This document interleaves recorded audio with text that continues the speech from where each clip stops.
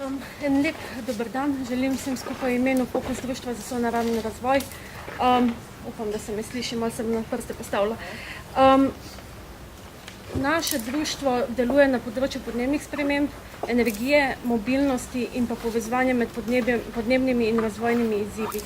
Zato v bistvu ministrovega dela ne bomo ocenjevali zelo celostno, ne pač vseh nalog, ki jih je ministrstvo upravljalo, ampak samo pač ta področja, na katerih smo aktivni.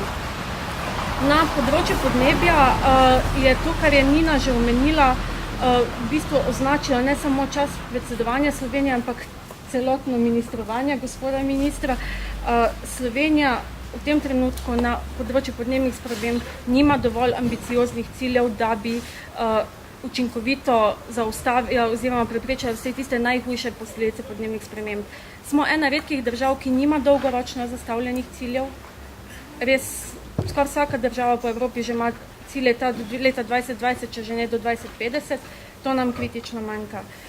Nimamo tudi dolgoročne strategije, na kak način se bomo soočali s problemom, ki je, kot je pač Nina že omenila, iz dneva v dan vse bolj pereč in nam v bistvu do možnosti za ukrepanje reducira iz dneva v dan tudi. Čeprav smo ministra, mislim, da v letu 2005 podporo okrog 2500 ljudi iz vse Slovenije pozvali, da naj se naredi ena celovita študija o potencialih zmanjšanja emisij toplogrednih plinov. Takšne študije še danes ni in tudi, kolikor vemo, ni načrtovana. Imamo delne študije, ampak rabimo eno celovito študijo, ki bi nam omogočila pripraviti strategijo za ukrepanje. Plus je, da je bila ustanovljena služba za podnebno varnost. Žal pa ima ta služba tudi nekaj minusov, namreč nima proračunske postavke, ne? In tudi sicer ugotavljamo, da se jih že znotraj ministrstva ne jemlje dovolj resno, sploh pa navzven med ostalimi ministrstvi. Zato menimo, da je Ministrstvo za okolje in prostor premalo naredilo na tem, da bi podnebna tema dobila neko nadvladno telo oziroma telo, ki bi pokrivalo več različnih sektorjev. Če morda samo ponazorim to, recimo delo ministrstva na enem od primerov, v času ministrovega mandata je bila narejena revizija operativnega programa za zmanjševanje emisij toplogrednih plinov, ki je zelo, zelo pomembna dejavnost ministrstva, ampak ocenjujemo, da se je naredila zelo ad hoc v enem tednu. Dobili smo časa, mislim, da pač en delovni teden za komentiranje. Potem, ko smo poslali komentarje, pa v bistvu ni bilo možno sooblikovati to revizijo na takšen način, da bi prišli do nekih konkretnih ukrepov, ker gre nažalost pač za eno ponavljanje ukrepov EU, ki so bolj kot nek nakupovalni seznam, ne pa res strategija. Če se premaknemo recimo na energijo, sicer tako učinkovita raba energije kot obnovljivi viri energije nekako šepajo naprej, počasi se premikajo, kar je z našega vidika pač neka pozitivna ocena, ne? Ampak še vedno ugotavljamo, da je daleč premalo poudarka danega učinkoviti rabi energije, ki je eden od najbolj preprostih, učinkovitih in poceni ukrepov za zmanjševanje emisij toplogrednih plinov. Ugotavljamo, da so administrativne ovire za obnovljive vire energije niso odstranjene, še vedno ostajajo. Ravno tako ugotavljamo, da financiranje za obnovljive vire in pa učinkovita raba energije nekako stagnira oziroma se drži nekega nivoja, ni pa nekega porasta in seveda manjkajo tudi spodbude za razvoj, raziskovanje in razvoj.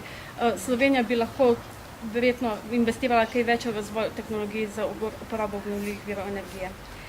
Še vedno ostajajo tudi odprti postopki vključevanja javnosti. Gospod minister je to dober primer navedel, spodnje Savsko verigo, ne, številni primeri po Sloveniji pa so še vedno brez vključevanja javnosti in lokalnih skupnosti izvedeni. Recimo dober primer na tem področju je nacionalni akcijski načrt za učinkovito rabo energije, za katerega smo zelo veseli, da je bil sprejet, kaj je dokaj dober je, vendar ta načrt nima zagotovljenih polovice sredstev, kar je pa velik manjko, kajti s 50% sredstvi se ne bo dalo izvesti celotnega programa. Če se premaknem na promet, res je, da to ni tema, ki bi jo moral minister za okolje pokrivati, vendar pa glede na to, da je odgovoren za kakovost zraka in številne druge prometom povezane, kako bi rekla, teme oziroma področja, smo pričakovali, da bo kaj več narejenega na to temo.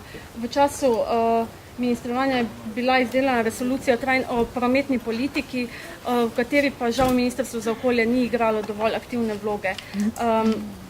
Tukaj zato ostajajo nerešeni številni problemi in upamo, da bo minister vsej v nekaj ostalih mesecih še uspel recimo vsej podpreti nastajanje programa za revitalizacijo javnega potniškega prometa, ne pa samo nastajanje avtocest. Če smem še morda samo 2 besedi na temo EU in mednarodno sodelovanje, ugotavljamo, da je Slovenija v teh zadnjih 4 letih, kljub temu, da smo vstopili v EU in postali polnopravna članica, še vedno se obnašamo nekako zelo pasivno, nimamo svojih stališč, ne zavedamo se svojih ciljev in se zato v bistvu pač šlepamo na repu teh večjih držav. Želeli bi si, da bi se bila Slovenija postavila bolj na svoje noge in si oblikovala svoje stališča in se za njih tudi aktivno zavzema tako na EU kot na mednarodni ravni. Še nekaj malega o sodelovanju z nevladnimi organizacijami. Sicer prišlo je do nekaterih pozitivnih premikov, recimo formalno so postopki sodelovanja bolj odprti, vendar pa v praksi ugotavljamo, da se naši komentarji bolj ne upoštevajo, kot pa upoštevajo, kar pomeni veliko izgubo časa za nas. Razen tega ugotavljamo, da naprimer od skoraj 30 dopisov, ki smo jih posredovali ministru, smo prejeli odgovor na le 2, tako da tukaj očitno res moramo preseči to funkcijo informiranja in prejti na enakopraven pogovor. Sredstva za delovanje nevladnih organizacij so se nekoliko sicer povečala, vendar še daleč ne dosegajo tega, kar nevladne organizacije prejemajo v tujini. Kot pozitivno stvar pa ocenjujemo ustanovitev okoljskega centra in ja, smo poskušali biti objektivni. Je pa res škoda, da ta center v tem trenutku deluje bolj kot neka storitev za ministrstvo, ne pa dotacija, ne. Predsedovanje, sicer smo ga že večkrat omenili, ampak sam toliko bi omenila, da se nam je zdelo to ena zelo velika izgubljena priložnost. Čeprav je res, da je Slovenija morala igrati vlogo facilitatorke, ne, se lahko spomnimo lansko leto, ko je Nemčija igrala to vlogo facilitatorke, da je vseeno dala bistveno bolj napredna in bistveno bolj ambiciozna stališča v igro, kot pa Slovenija. Žal nam je, da smo mi svojo priložnost zamudili iz majhnega v bistvu narediti nekaj velikega. Hvala.